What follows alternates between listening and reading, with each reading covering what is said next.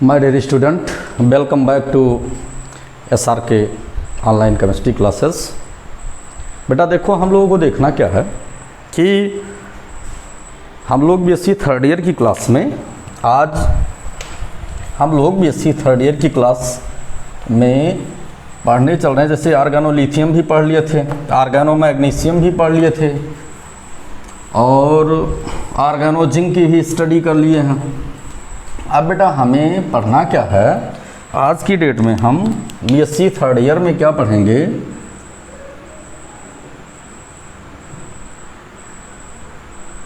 BSc third year में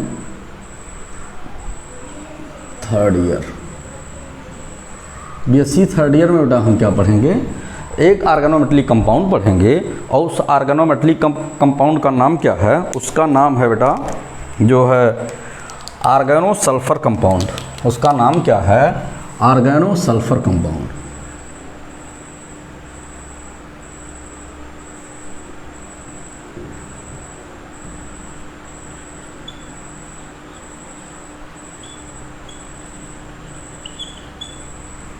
आर्गेनो sulphur compounds पढ़ने हैं हम।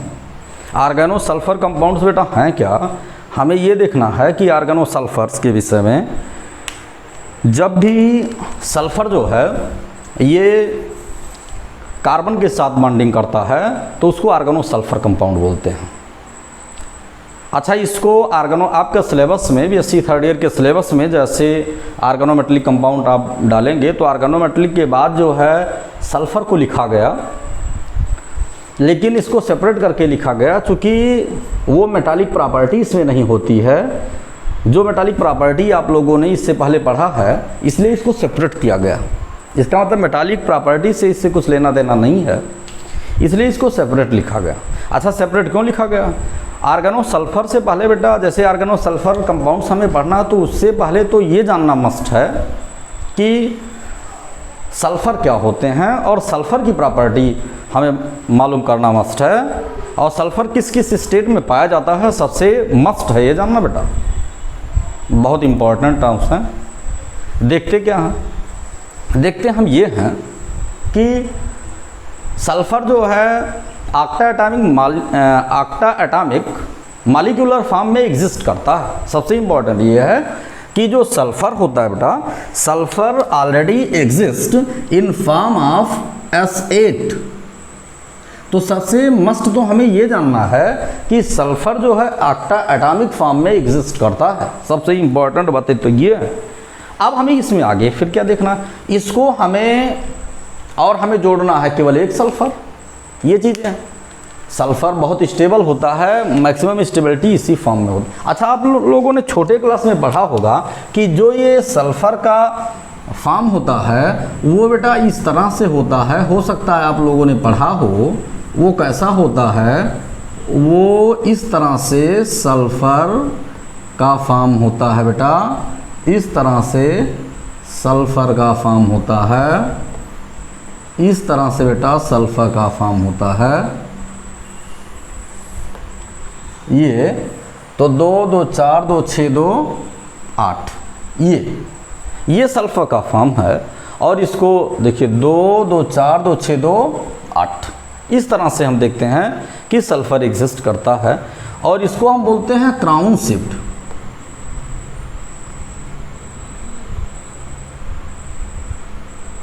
कैसा शेप होता है इसका, क्राउन शिफ्ट होता।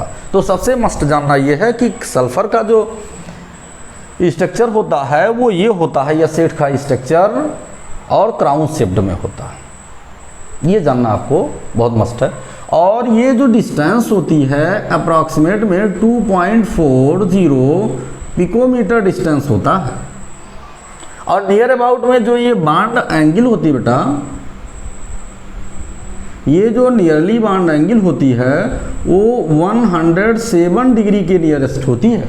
इतनी चीज़ों को अब इतना क्लियर नहीं है क्योंकि बहुत सारी किताब वालों ने अलग अलग टर्म में लिखा है, लेकिन ये हम जानते हैं कि इतना ये होता है। ये जानना हम लोगों के लिए बहुत मस्ट है। अगर इसको हम जानते हैं, इसको हम सल्फ़र का एक फॉर्म बोलते हैं। ज़रा आप लोग थोड़ा सा सोचिए कि इसको सल्फ़र का कौन सा फॉर्म बोलते हैं बेटा।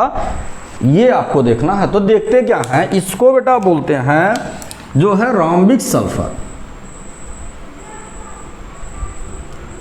रॉम्बिक सल्फर बोलते हैं, जिसको SR लिखा जाता है। हम लोग फिजिकल केमिस्ट्री में फेज रूल में इसे पढ़ाएंगे सल्फर। तो इस फॉर्म में तो ये आर्गेनो सल्फर कंपाउंड नहीं, हमने आर्गेनोमेटेलिक नहीं लिखा, हमने इसीलिए आर्गेनो सल्फर कंपाउंड लिखा। अब कैसे ये आर्गेनो सल्फर यहाँ पर एग्जिस्ट कर रहा है, देखो इसको देखते क्या है कि ये आपको जानना है। कोई भी पूछता है कि सल्फर का स्ट्रक्चर बताइए, ये सल्फर का स्ट्रक्चर है बेटा। एक लाइन और देखना है आपको, ये देखिए इस तरह से इस फॉर्म में इस सभी सल्फर के पास जो है लोन पेयर इलेक्ट्रॉन का एडजस्टमेंट है। Each sulphur contain 2 lone pair of electron. ये 2 लोन पेयर इलेक्ट्रॉन को कंटेन करता है। वाले सल्फर की प्रॉपर्टी नहीं जानोगे तो आर्गेनो सल्फर क्या पढ़ोगे, ये जानना आपको मस्ट है। ठीक है, आप देखते क्या इसी ये सेट को अगर हम बोलते हैं बेटा, तो इसको हम SR से रिप्रेजेंट किए और इसको अप्रॉक्सीमेट में 95.6 डिग्री सेंटीग्रेड तक अगर हीट किया जाता है तो ये SIM में कन्वर्ट हो जाता है। और फर्दर अगर इसको 114 डिग्री सेंटीग्रेड तक हीट किया जाता है तो ये HCl में चेंज हो जाता है बेटा। और फर्दर फिर इसको बेटा अगर हम 444 डिग्री सेंटीग्रेड पर 444 डिग्री सेंटीग्रेड पर हीट करते हैं तो SV में कन्वर्ट हो जाता है। तो सबसे पहले तो इसे सल्फर के सभी फॉर्म तुम्हें जानना चाहिए। इसको हम लोग क्या बोलते हैं, रॉम्बिक सल्फर। रॉम्बिक, इसको मोनोक्लिनिक बोलते हैं, इसको बोलते हैं लिक्विड, और इसको बोलते हैं वेपर। ये होते हैं। तो रॉम्बिक सल्फर, मोनोक्लिनिक, लिक्विड। रॉम्बिक सल्फर आपका यही है। अब ये हमें किस पर देखना है, देखना ये है बेटा, जब ये एसेट जो है, ये एसेट जब डिसोसिएट होता है तो ध्यान दीजिएगा मोनोक्लिनिक में हम देखते हैं तो जैसे ये एसेट को हमने डिसोसिएट कर दिया और जब हमने इसको डिसोसिएट किया बेटा तो after dissociation 95.6 degree centigrade it produce the S6 plus S2। S2 means yes double bond yes, ये मिल जाता है। यहाँ पर हम लोग देखते हैं क्या बेटा, आप लोगों ने हो सकता देखा हो, एक फार्म देखा है, उस फार्म पर ज़रा देखो, डिस्कशन करो, देखो क्या होता है। एक ये फार्म है और इस फार्म पर ज़रा सा डिस्कशन करो, इस फार्म पर डिस्कशन कर लो, चलो कर लिए, इस फार्म पर हम लोग डिस्कशन कर लिए, ये अब देखो यहाँ पर हमने यहाँ पर भी मिटा दिया, यहाँ पर भी हमने मिटा दिया, यहाँ पर भी मिटा दिया, यहाँ पर और यहाँ भी हमने मिटा दिया, चलो मिटा दिया, ये चीज़ें हो गई। तो हमें मिला क्या यहाँ पर हमने लिख दिया सल्फर, यहाँ पर भी सल्फर, यहाँ पर भी सल्फर, यहाँ पर भी, यहाँ पर भी, यहाँ पर भी, ये सब सल्फर है। ये वही है सल्फर जो अभी हम लोग देखे। यहाँ पर इसकी जो डिस्टेंस होती है 2.5 पिकोमीटर वैल्यू होती है इसकी PM, और जो ये बॉन्ड एंगल की वैल्यू होती है, ये बेटा बॉन्ड एंगल की वैल्यू कितनी होती है, 102 डिग्री होती है, 102 डिग्री होती है। ये देखना है। तो देखना है कि अच्छा लोन पेयर की पोजीशन तो यहाँ भी है। ये आपको मिलता क्या है कि फिलहाल इसका कोई बहुत मतलब नहीं है, ये आपका चेयर फॉर्म। आप जानते हो कि जब भी कोई कंपाउंड क्या होता है कि वो कंपाउंड या तो 6 मेंबर्ड रिंग में ज़्यादा स्टेबल होता है, और यहाँ पर ये इनऑर्गेनिक है, कोई ऑर्गेनिक कंपाउंड तो है नहीं, तो इनऑर्गेनिक में ये इस फॉर्म में ही ज़्यादा एग्जिस्ट होता है, ज़्यादा स्टेबिलिटी होती। ये आपका ये हो गया। अब हमें देखना है इस फॉर्म से अब हम सल्फर को पा सकते हैं मोनोक्लिनिक सल्फर में इसी फॉर्म में जो है, अब यस डबल बॉन्ड वो, यस डबल बॉन्ड यस, ये किसके रेस्पेक्ट में है, ये ओ डबल बॉन्ड वो के रेस्पेक्ट में। देखो दोनों में सिमिलरिटी हुई, और oxygen and sulphur both are belongs from the same group, ये दोनों सेम ग्रुप से बिलोंग करते हैं। तो इतनी चीज़ें आपको जानना मस्त था, इसको आप देख लीजिए। चूँकि यहाँ पर हमने आपसे थोड़ा सा डिस्कशन कर दिया कि आपको थोड़ा सा इंटरेस्ट डेवलप हो जाए कि आप भी सल्फर के विषय में जानते हो। अच्छा, सल्फर पाया कहाँ जाता है, जहाँ पर जो है ज्वालामुखी वगैरह ज़्यादा मिलते हैं, तो ज्वालामुखी वाले जगह पर ज़्यादा पाया जाता है, मोस्टली जैसे अमेरिका हुआ और भी उधर कंट्रीज़ जो हैं वहाँ पर जो है मिलेगा आपको। तो इस तरह से ज्वालामुखी का जहाँ भी ज़्यादा होता है, तो ज्वालामुखी का जो वल्कलाइजेशन की प्रोसेस होती है, तो वहाँ पर सल्फ़र के पाए जाने की प्रोबेबिलिटी ज़्यादा होती है बेटा, ये आपको देखना है। तो इसको लिख लीजिए। फिर हम सल्फ़र के विषय में आते हैं, जो है हम लोग आर्गेनो सल्फ़र के विषय में स्टडी करते हैं। लेकिन कोई आपसे जब पूछता है कि सल्फ़र कैसे होता है, सल्फ़र की पूरी कहानी आपको 2 मिनट के अंदर बता देना है। चूँकि अगर इतनी चीज़ों को जानते हो तभी कुछ कर पाओगे, अदरवाइज़ कोई मतलब नहीं है। आपको फिजिकल केमिस्ट्री में भी हम किस में पढ़ाएंगे, जो है फिजिकल केमिस्ट्री में फेज़ रूल में सल्फर सिस्टम, मोन कंपोनेंट सिस्टम में इसको पढ़ाएंगे। ठीक है, लिख लो, आगे देखो, लिख लो, उसके बाद फिर आगे देखो बेटा।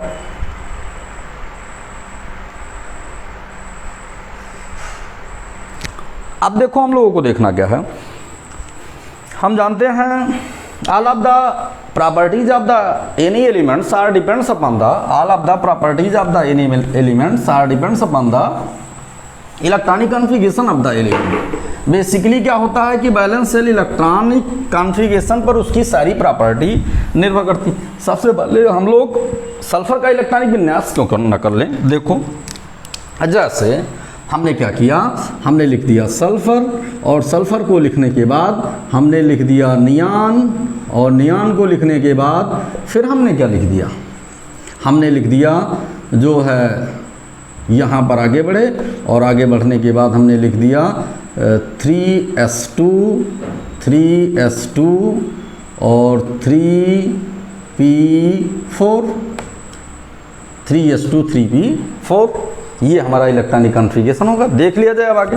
अब इस इलेक्ट्रॉनिक कॉन्फ़िगरेशन को अगर बेटा हम आगे बढ़ाते हैं तो हमें मिलता क्या है, देखो ये हो गया 2p हो गया, 3s हो गया, और ये 3p हो गया। यहाँ पर हमने क्या आगे देखा, देखिए 1 इलेक्ट्रॉन, 2 इलेक्ट्रॉन, 3 इलेक्ट्रॉन, 4 इलेक्ट्रॉन, 5, ये हो गया। कोई डाउट नहीं होना चाहिए आपको। चलो ठीक है, जैसे 2s2 2p4 इलेक्ट्रॉनिक कॉन्फ़िगरेशन आपका ऑक्सीजन का होता है। चलो यहाँ पर हम वैकेंट डी ऑर्बिटल लिख देते हैं। तो वैकेंट डी ऑर्बिटल मीन्स खाली डी ऑर्बिटल को लिख देते हैं। ध्यान दीजिएगा, बहुत इंपॉर्टेंट लाइन बताने, एकदम केयरफुली आप इसको ऑब्जर्व कीजिए। यहाँ पर हमने 3D कर दिया, चलो कर दिया, 3D कर दिया। देखना क्या है, कोई भी जो एलिमेंट्स होता है 2 कंडीशन में मॉलिक्यूल फॉर्म करता है। पहली कंडीशन उसकी ये होती है कि ग्राउंड स्टेट में भी मॉलिक्यूल फॉर्म हो सकता है। ऐसा नहीं है कि मॉलिक्यूल फॉर्मेशन के लिए एक्साइटेड स्टेट का होना मस्ट है। जैसे वाटर मॉलिक्यूल में देखिए विदाउट एक्साइटेशन जो है H2O बन जाता है, H2O बनता है, कोई डाउट नहीं है। तो ये आपको जानना है कि कोई भी एलिमेंट्स जो होता है वो कंपाउंड फॉर्मेशन में उसकी 2 प्रोबेबिलिटी होती है। एक तो ग्राउंड स्टेट में भी कंपाउंड बना सकता है, और दूसरा एक्साइटेड स्टेट में। देख लीजिए यहाँ भी ग्राउंड स्टेट में कैसे बनाएगा। देखो ग्राउंड स्टेट में हमें बेटा देखना क्या है कि हम लोग ये देखते हैं कि ग्राउंड स्टेट में ये इसका ग्राउंड स्टेट इलेक्ट्रॉनिक कॉन्फ़िगरेशन है, ग्राउंड स्टेट इलेक्ट्रॉनिक कॉन्फ़िगरेशन है, देखना है। अब देखो ग्राउंड स्टेट इलेक्ट्रॉनिक कॉन्फ़िगरेशन में इसके पास 2 अनपेयर्ड इलेक्ट्रॉन हैं, ठीक है। तो ये 2 बॉन्ड के साथ भी एग्जिस्ट कर सकता है। जैसे अभी आपने सल्फर को देखा था कि सब एक सल्फर से 2 बॉन्ड लगे थे, चाहे वो जो है ऑक्टा एटॉमिक मॉलिक्यूल में आपने देखा, चाहे वो हेक्सा एटॉमिक मॉलिक्यूल में देखा, दोनों मॉलिक्यूल में चेयर फॉर्म में चाहे आप देखा, चाहे आप क्राउन फॉर्म में देखा, दोनों फॉर्म में आपको यही मिला। तो इसका मतलब क्या, कितने बॉन्ड लगे थे, मात्र 2 बॉन्ड लगे थे। अब मान लिया जाए कि यहाँ पर हम लोग ये देखते हैं जो है कंपाउंड देखते हैं क्या, जैसे हम लोग H2O पढ़ते हैं, आपको मालूम होगा जैसे आप H2O पढ़ते हो बेटा, वैसे आप H2S भी पढ़ते हो, H2O और H2S। अब H2O H2S में आप देखते हो कि यहाँ पर सल्फर है और यहाँ पर क्या है, ऑक्सीजन है। दो इसके पास भी अनपेयर्ड इलेक्ट्रॉन ग्राउंड स्टेट में थे, दो इसके पास भी अनपेयर्ड इलेक्ट्रॉन है। अब हाइड्रोजन, अगर दोनों हाइड्रोजन को हम यहाँ पर लिख देते हैं, ध्यान दीजिएगा, हम आपको बता भी दे रहे हैं, हाइड्रोजन को हम यहाँ दोनों को लिख देते हैं, हाइड्रोजन के बैलेंस सेल में एक एक इलेक्ट्रॉन है, चलो ठीक है। और एक एक इलेक्ट्रॉनों को हम लोगों ने क्या कर दिया, एक एक इलेक्ट्रॉन को, हाइड्रोजन के एक एक इलेक्ट्रॉन को हम लोग यहाँ पर फिल कर दिए। देखो हाइड्रोजन के एक एक इलेक्ट्रॉन को फिल कर दिए और यहाँ पर हमने बॉन्ड को खींच दिया बेटा, देखो बॉन्ड को खींच दिया, देखो ग्राउंड स्टेट में हुआ। और जब ग्राउंड स्टेट में हुआ तो ग्राउंड स्टेट में क्या हुआ, सल्फर की जो पोजीशन बनी यहाँ पर, ये H2S हो गया कि नहीं हुआ, और ये विद रेस्पेक्ट टू किसके, जो है ये H2O के रेस्पेक्ट में देखिए बन गया, जैसे H2O बनाता है, और ये दो सिग्मा बॉन्ड आपको मिल गए। ग्राउंड स्टेट में कितने, दो लोन पेयर होते हैं, एक Lp ये हो गया, दूसरा Lp ये हो गया, दो लोन पेयर हो गए और दो बॉन्ड पेयर हो गए, एक Bp ये हो गया, एक Bp ये हो गया और एक Bp ये हो गया। दो लोन पेयर और दो बॉन्ड पेयर इलेक्ट्रॉन आपको मिल जा रहे हैं। देखो आपको हमने प्रूव करके बता दिया कि कोई भी एलिमेंट होता है वो ग्राउंड स्टेट में भी कंपाउंड फॉर्म करता है और एक्साइटेड स्टेट में। अगर ग्राउंड स्टेट में उसके पास अनपेयर्ड इलेक्ट्रॉन हैं तो अपनी स्टेबिलिटी को गेन करने के लिए निश्चित सी बात है कि वो मॉलिक्यूल फॉर्म कर लेगा। ठीक है, तो यहाँ पर अगर हम देखते हैं तो सल्फर की ऑक्सीडेशन स्टेट पर अगर चर्चा करते हैं तो दो जुड़े हैं। तो यहाँ पर सल्फर की ऑक्सीडेशन स्टेट हम दो पर चर्चा किए, ऑक्सीडेशन स्टेट यहाँ पर दो है। ठीक है, अब हम देखते क्या हैं, आगे हम बढ़ते हैं कि आगे फिर हम देखते हैं दूसरी कंडीशन क्या बन सकती है। एक कंडीशन तो हमने आपको बता दिया, बहुत छोटे क्लास की सल्फर का बता रहे हैं, अभी बहुत सारी चीज़ें आपको सामने मिलेंगी। तो देखो एक तो हमने बता दिया, ये देखो इधर लिखते जा रहे हैं, आपको कोई डाउट ना हो, क्योंकि वो सारी चीज़ें आपको मिलेंगी।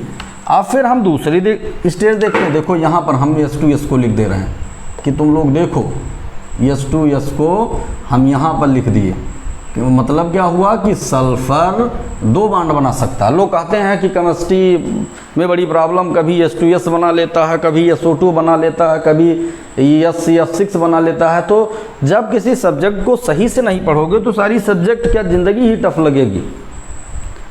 हर सब्जेक्ट अपने आप में बहुत आसान होता है, आप डीप में नॉलेज रखिए और सही से पढ़ने का प्रयास कीजिए।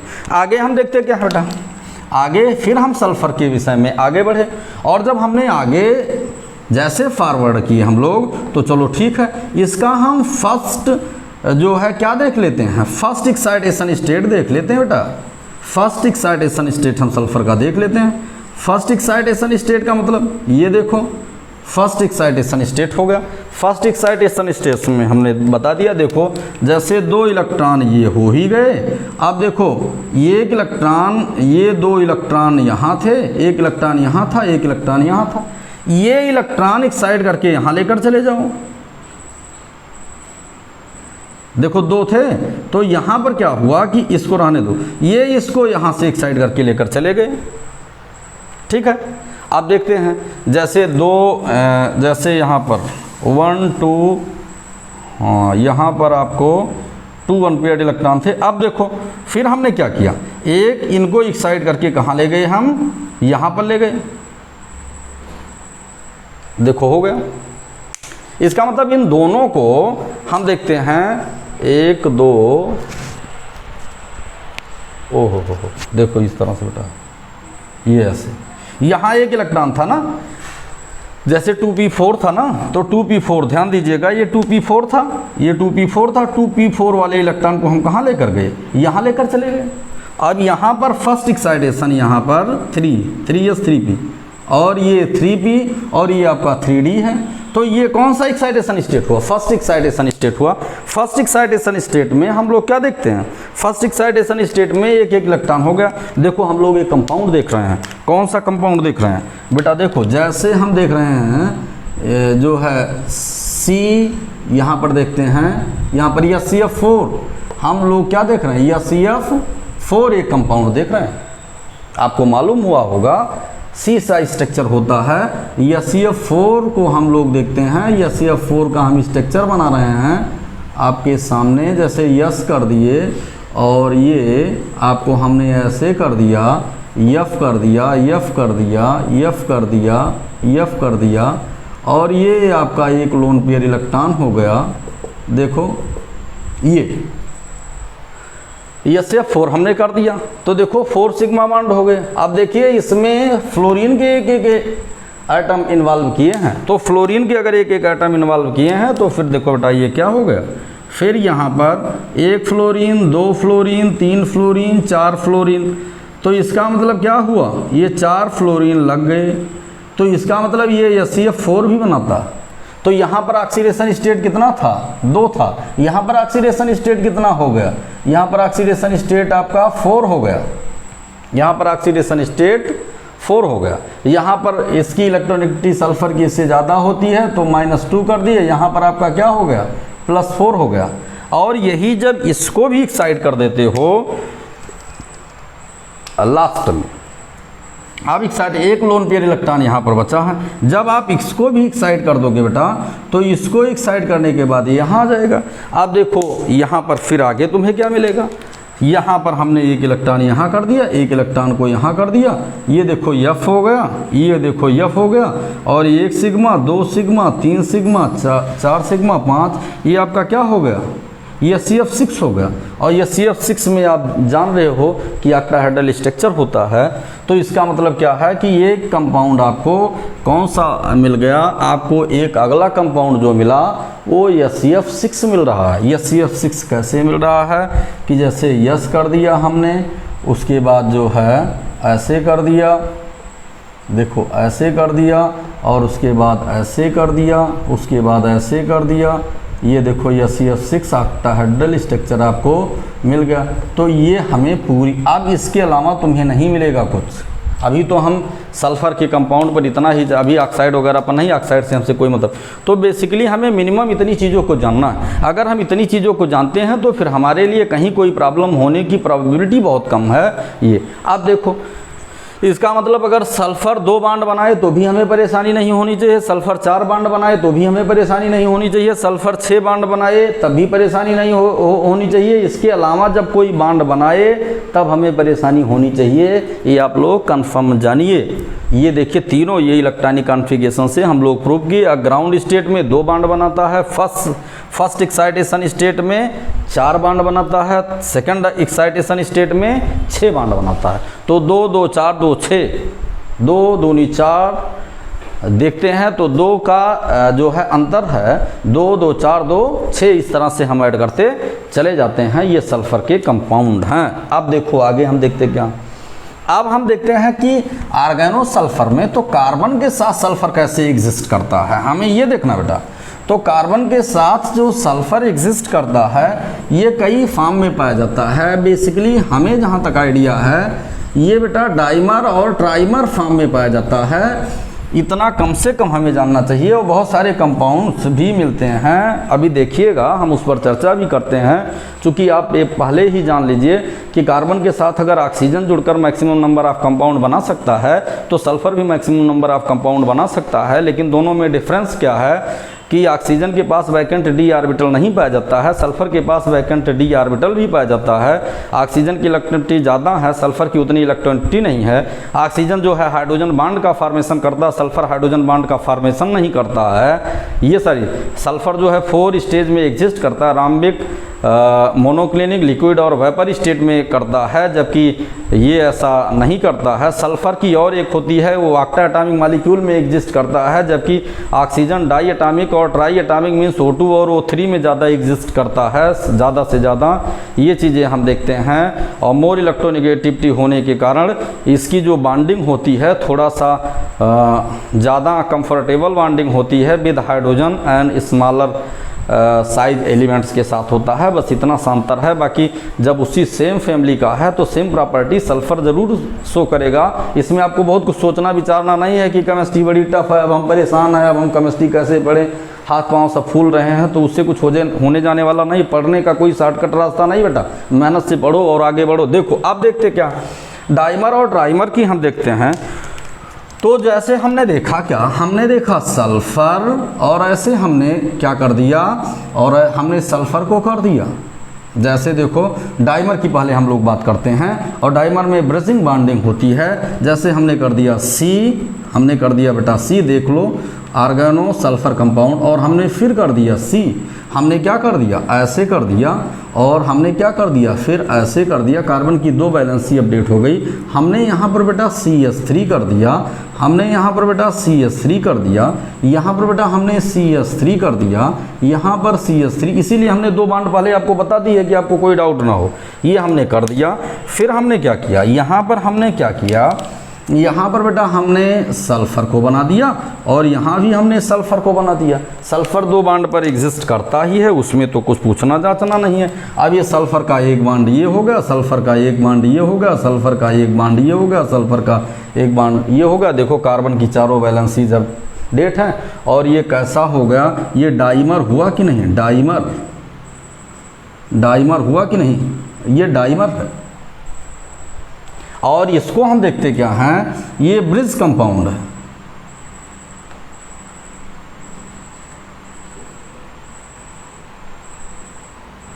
ये ब्रिज कंपाउंड है। तो ये हमें देखना है कि डाइमर भी बनाता है। और फिर हम देखते हैं कि जो है ये ब्रिज कंपाउंड है। इतनी चीज़ों को हमें जानना अति आवश्यक। अब देखो ट्राइमर की हम लोग बात करते हैं। आर्गेनो सल्फर में हम लोग ट्राइमर की बात करते हैं बेटा। तो ट्राइमर पर हम लोगों को क्या मिलेगा, चलो देखा जाए।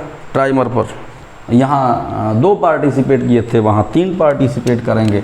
देखो हमने क्या कर दिया, हमने सल्फर कर दिया, हमने क्या कर दिया कार्बन, यहाँ पर जो है सल्फर कर दिया। उसके बाद यहाँ पर हमने क्या कर दिया, कार्बन कर दिया। यहाँ पर हमने क्या कर दिया, कार्बन कर दिया। फिर हमने क्या कर दिया, यहाँ पर हमने क्या कर दिया, सल्फ़र कर दिया। यहाँ पर हमने क्या कर दिया, सल्फ़र कर दिया। फिर यहाँ पर हमने क्या कर दिया, कार्बन कर दिया। देखो 3 कार्बन की 3 सल्फ़र हो गए। इन सबको आप मिलाते जाइए। क्या करना है, ये यहाँ पर हम इसको मिलाते जाते हैं। देखो तुम्हें बॉन्ड दिखाने के लिए, चूँकि बहुत बच्चे हैं, ये सल्फ़र का, ये सल्फ़र, ये सल्फ़र, ये ऐसे हमने किया। और फिर यहाँ पर हमने क्या किया, ये हमने इसको इससे जोड़ दिया, इसको इससे जोड़ दिया। ये देखिए, तो ट्राइमर माने 3 है, तो इसलिए इसको ट्राइमर बोलते हैं। और फिर हम यहाँ पर चाहे CH3 को जोड़ दें और चाहे H को जोड़ दें। ये देखिए CH3 और फिर ये क्या हो गया CH3 और ये बेटा फिर क्या हो गया CH3 और ये क्या हो गया CH3 और एक लोन पेयर 2 लोन पेयर, एक लोन पेयर 2 लोन पेयर, एक लोन पेयर 2 लोन पेयर। ये देखते हैं, it is known as trimer of sulphur. Trimer है, ट्राइमर है। सल्फर का क्या है, ट्राइमर है। ट्राइमर का मतलब 3 आइटम, एक के 3 आइटम पार्टिसिपेट कर रहे हैं। देखो 1 2 3 1 2 3, इस तरह से साइक्लिक फॉर्म में भी एग्जिस्ट करता है। और बाकी जो है ऑक्टामर में वो स्वयं से जुड़ता है, तो वहाँ भी आपको कोई प्रॉब्लम नहीं होनी चाहिए। तो ये इससे बड़ा रिंग हम इसलिए मोस्टली फॉर्म नहीं करते हैं कि जिसकी स्टेबिलिटी बहुत ही कम हो जाएगी। क्योंकि जैसे जैसे इसकी रिंग की साइज़ बढ़ती जाएगी, उसमें हम बायर सिस्टम थ्योरी भी पढ़ते हैं ऑर्गेनिक केमिस्ट्री में, और बहुत सारी कंडीशंस हैं जो हम यहाँ चर्चा नहीं कर सकते हैं। ये हो गया। अब देखो, अब कुछ चीज़ें तुम्हें और बता रहे हैं बेटा। देखो ये सब सारी चीज़ें तो डिस्कशन हो गई। आर्गेनो सल्फर में हमें एक लाइन बेटा देखना है कि ध्यान दीजिएगा, कुछ चीज़ें हम ऐसे लिख दे रहे हैं और बहुत आसानी से आपको बता रहे हैं। जैसे हम पहले जो है कंपाउंड पढ़ते हैं, किसका कंपाउंड पढ़ते हैं, ऑक्सीजन का कंपाउंड पढ़ते हैं। चलो पढ़ा जाए, CH3 और CH2OH हमने लिख दिया, कोई डाउट नहीं है, चलो ठीक है। फिर हमने क्या लिख दिया, CH3 C double bond OH लिख दिया, ठीक है। फिर हमने क्या लिख दिया, CH3 और CO और OH लिख दिया बेटा, नो प्रॉब्लम। फिर हमने क्या लिख दिया, CH3 और ONS2 लिख दिया बेटा, ठीक है, नो प्रॉब्लम। फिर हमने क्या लिखा, जो है CH3 CO और Cl को लिख दिया, ऐसे सब लिखते चले गए, बहुत आसान है। अब क्या है कि इन सब में हमें एक सिंपल सी लाइन देखना है। आप ध्यान दीजिए, बहुत आसानी से पढ़ा रहे हैं, आपको कहीं किसी किताब में ऐसा नहीं मिलेगा बेटा, और कोई डाउट होगा तो आप पूछ भी लीजिएगा। ये इन सब से हम क्या करते हैं, इन सब से ये तुम्हें बताने का, ये कोई रिएक्शन नहीं है, ये तुम्हें बताने का एक पैटर्न है। ये ना सोचो कि ये कोई रिएक्शन लिखा है, तुम आसानी से समझ जाओ, इसके लिए हमने ऐसा लिखा है, तुम्हें आसानी से समझाने के लिए, और इसके पीछे कोई लॉजिक नहीं है, नहीं सोचो कोई लॉजिक है। देखो ये आपका ऑक्सीजन है, ये आपका ऑक्सीजन यहाँ है, ये बेटा यहाँ पर ये भी ऑक्सीजन है, देखो ये ऑक्सीजन है आपका, ये बेटा यहाँ पर ऑक्सीजन है, ये भी यहाँ ऑक्सीजन है, ये भी यहाँ ऑक्सीजन है, ये भी यहाँ ऑक्सीजन है, ये भी यहाँ ऑक्सीजन है। इतनी चीज़ों को हमें देखना है, बहुत आसान सा काम हमें करना है। तुम्हें बताने का सबसे आसान तरीका है, क्योंकि तुम ना समझने में बहुत माहिर हो और हमें समझाना ही समझाना है बेटा, उसमें कोई दिक्कत नहीं है। क्योंकि समझना बच्चे बहुत कम ही पूरे फुल मूड से पढ़ते हैं, तो इसलिए बेटा तुम्हें समझाकर ही हम रहेंगे, कोई परेशानी आपको नहीं होनी चाहिए। तुम्हें केमिस्ट्री आना मस्ट है। देखो अब देखते क्या हैं, यहाँ से हमने -O कर दिया, यहाँ से हमने A-O कर दिया, यहाँ से हमने जो है -2O कर दिया, केवल ऑक्सीजन निकाल रहे हैं, यहाँ प्लस माइनस रेडिकल ना देखना आप। और फिर हमने क्या किया, ये सब हम निकाल दे रहे हैं, और फिर हमने क्या किया, यहाँ से फिर हमने -O कर दिया, और फिर यहाँ से भी हमने -O कर दिया, -O कर दिया, केवल आपको समझाने के लिए ऐसा सोच रहे हैं, ऐसे -O कर दिया, ठीक है, चलो कर दिया गया। अब हम लोग करते क्या हैं, यहाँ पर CH3 और CH2, और उसके बाद यहाँ पर हमने रोक दिया, फिर हमने क्या किया, CH3 C double bond O और H लिख दिया, और फिर हमने क्या किया, CH3 और C और डबल बॉन्ड और सिंगल बॉन्ड हमने रोक दिया। फिर यहाँ पर हमने क्या किया, CH3 और C डबल बॉन्ड और NH2 हमने रोक दिया, और फिर यहाँ पर क्या करते हैं, CH3 C double bond O और हमने रोक दिया। इतनी चीज़ों को हमने किया।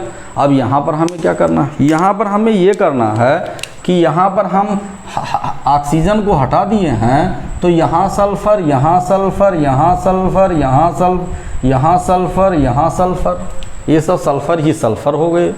और फिर यहाँ भी आपको देखना क्या है, अब देखिए आगे हम देखते क्या है, यहाँ पर हाइड्रोजन, यहाँ पर हाइड्रोजन हो गया, यहाँ पर हाइड्रोजन हो गया, और ये सब सारी चीज़ें आपकी अपडेट हो गई।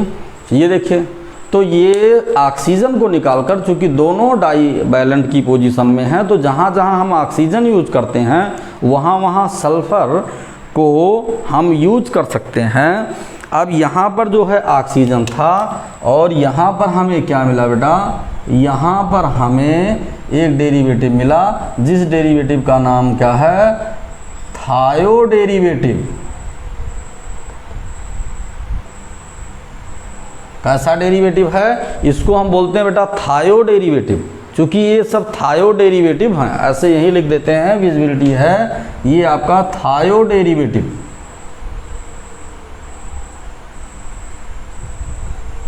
थायो डेरिवेटिव हमें मिल रहा है, कोई डाउट नहीं है। ये चीज़ें हमें जानना अति आवश्यक है। अब देखना क्या है, मोस्टली हमें हाइब्रिड स्टेट को देखना है, जहाँ जैसा रोल कर रहा हो वो देखना है। तो रोल करने पर हमने देखा क्या कि जो वहाँ भी हमने देखा जो है सल्फ़र को, तो हमें ये देखना है यहाँ पर ये सल्फ़र किस स्टेट में है, sp3 हाइब्रिड स्टेट में बेटा है। और उसके बाद इससे तो हमें कुछ लेना देना नहीं है फ़िलहाल, यहाँ इससे हमें कोई, चूँकि यहाँ इस पर हम कोई चर्चा नहीं कर रहे हैं, अभी टर्मिनल है तो टर्मिनल पर हम कोई चर्चा नहीं कर रहे हैं। नहीं तो ऐसे sp2 हम दिखाएंगे, जैसे यहाँ पर अगर हमें दिखाना होगा तो हम sp2 दिखाएंगे, लेकिन जो है यहाँ हमें कोई चर्चा नहीं करना है। अब देखना क्या है, फिर हम यहाँ पर देखते हैं, यहाँ पर फिर यहाँ पर हमने कर दिया 1 2 3 लोन पेयर एक sp3 ही है, और sp3 यहाँ भी क्या है, कौन सा हाइब्रिडाइजेशन, sp3 हाइब्रिडाइजेशन है। तो अब हमें देखना है कि ये किस हाइब्रिड स्टेट में एग्जिस्ट करता है, इस हाइब्रिड स्टेट में एग्जिस्ट करता है। हम ऐसे भी इसको कर सकते थे बेटा, ध्यान दीजिएगा, एक और हम तुम्हें बता दे रहे हैं, इसमें कोई डाउट नहीं है। CH3 C को हम हटाकर यहाँ पर यस और डबल बॉन्ड यस और H हम ऐसे करते हैं, ऐसे भी कर सकते हैं। यहाँ पर इसका ऑक्सीडेशन, यहाँ पर भी हाइब्रिड स्टेट sp3, यहाँ भी हाइब्रिड स्टेट, यहाँ भी sp3, सब जगह sp3।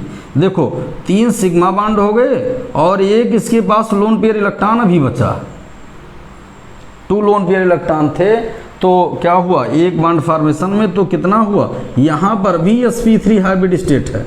तो सल्फर ऑलरेडी किस हाइब्रिड स्टेट में एग्जिस्ट करेगा, सल्फर या तो sp3 हाइब्रिड स्टेट में एग्जिस्ट करेगा, sp3 हाइब्रिड स्टेट में एग्जिस्ट कर देगा, या तो sp3d2 हाइब्रिड स्टेट में एग्जिस्ट करेगा। ये दोनों चीज़ें आपको जानना बेटा।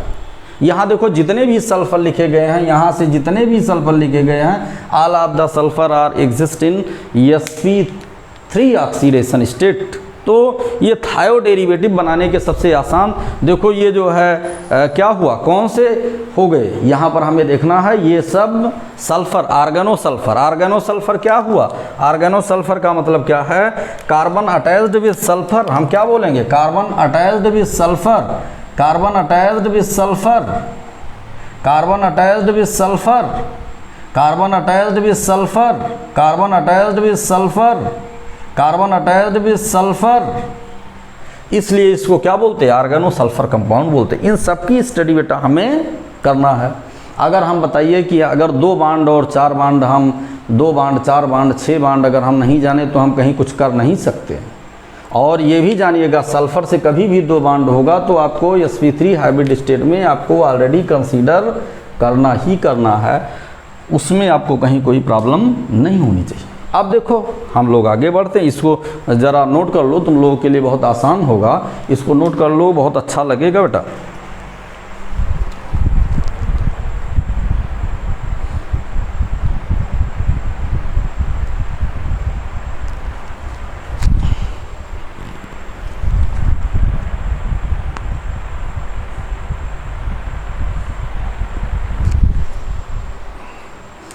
देखो बेटा अब हमें देखना है कि केवल थोड़ा सा बेसिक डिफरेंस है, इन सबको तो आप देख लीजिए, थोड़ा सा बेसिक डिफरेंस है। वो बेसिक डिफरेंस क्या है, देखो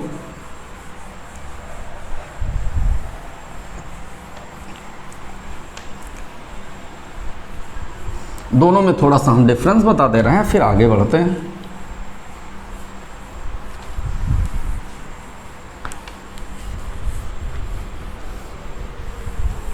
दोनों में बेटा बेसिक डिफरेंस है, हम लिखते हैं, देखो क्या लिखते हैं, जैसे हमने लिख दिया C और डबल बॉन्ड O और ये लिख दिया, और हमने बेटा फिर क्या लिख दिया यहाँ पर, इसी के बराबर में ही हमने लिख दिया C डबल बॉन्ड S और ये कर दिया। अब इनमें थोड़ा सा हम लोगों को देखना क्या है, हमें ये देखना बेटा कि कार्बन तो दोनों में, ये दोनों में सिमिलरिटी डिसिमिलरिटी हमें थोड़ा सा देख लेना है, क्योंकि फिर हमें जो है सल्फर के डेरिवेटिव पढ़ने में कहीं कोई परेशानी नहीं होगी।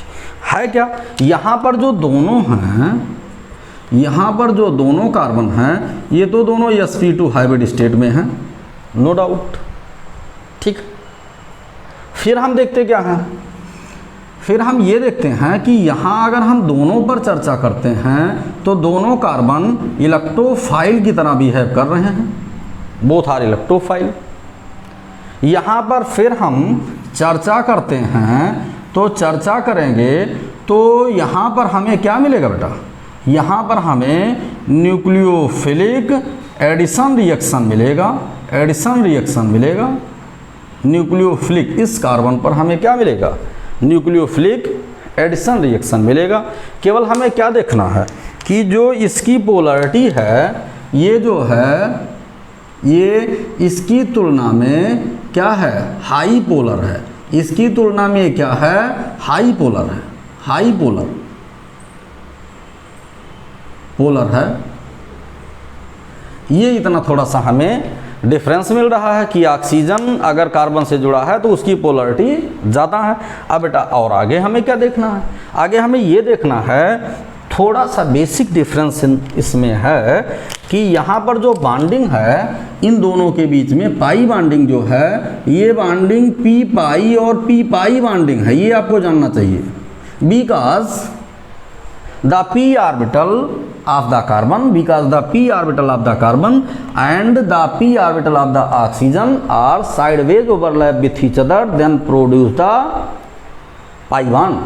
तो ये एक सिग्मा एक पाई बॉन्ड में, जैसे यहाँ पर एक सिग्मा और एक पाई बॉन्ड है, एक सिग्मा और एक पाई बॉन्ड है, तो पी पाई बॉन्डिंग यहाँ पर। यहाँ थोड़ा सा डिफरेंस ये है बेटा कि the bond which are present, the pi bond which are present between it are known as जो है P pi D pi bonding है, P pi D pi bonding है। बस इतना सा आपको बेसिक डिफरेंस है और कोई बात नहीं।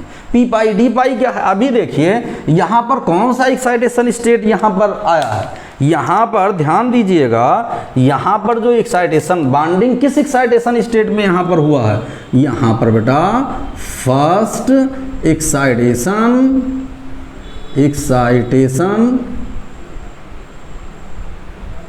स्टेट, यहाँ पर फर्स्ट एक्साइटेशन स्टेट जो है इन्वॉल्व हुआ है। और जब फर्स्ट एक्साइटेशन स्टेट यहाँ पर बेटा इन्वॉल्व हुआ तो ऐसी कंडीशन में आपको ध्यान होगा, अभी हमने बताया क्या, हमने ऐसे सल्फर को बताया और सल्फर का इलेक्ट्रॉनिक विन्यास जब हमने बताया बेटा, तो सल्फर के इलेक्ट्रॉनिक विन्यास में आपको देखने को क्या मिला था, ध्यान दीजिएगा, हमें याद है, हो सकता अभी वीडियो को आप बैकवर्ड करके देख लीजिएगा तो यही लाइन मिलेगी, ये हो गया। उसके बाद फिर हम देखते क्या हैं, ये यहाँ पर हमने डी को रिप्रेजेंट कर दिया, तो यहाँ पर हमें 2 इलेक्ट्रॉन ये मिल गए और फिर क्या हुआ, 1 इलेक्ट्रॉन ये 2 3 और 1 इलेक्ट्रॉन हमें यहाँ पर यही है, मतलब 3s2 और 3p4 ये था।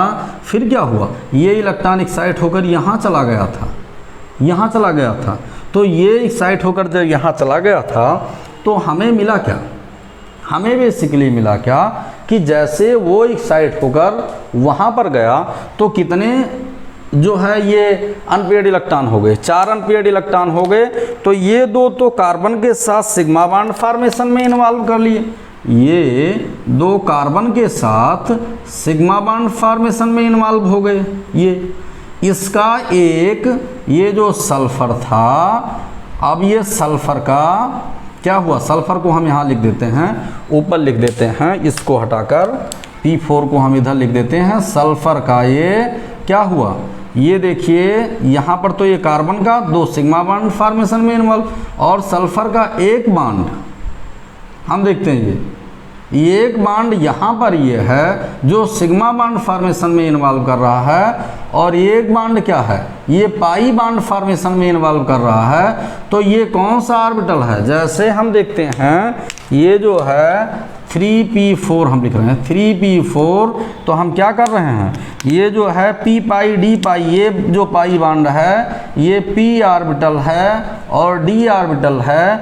तो ये बॉन्डिंग की पोजीशन किसके किसके बीच में हो रही है, ये पाई बॉन्ड किसके बीच में है जो है, अब इसी को हम p के रेस्पेक्ट में क्या बोलते हैं, p के रेस्पेक्ट में हम बोलेंगे p पाई कॉमन है, एक इलेक्ट्रॉन दोनों का कॉमन हुआ है, और d के रेस्पेक्ट में हम क्या बोलेंगे, d पाई बॉन्डिंग। तो इसका मतलब p पाई d पाई, इसका मतलब फर्स्ट एक्साइटेशन में जो ये पाई बॉन्ड इन्वॉल्व हुआ है, p पाई d पाई की बात हम करते हैं।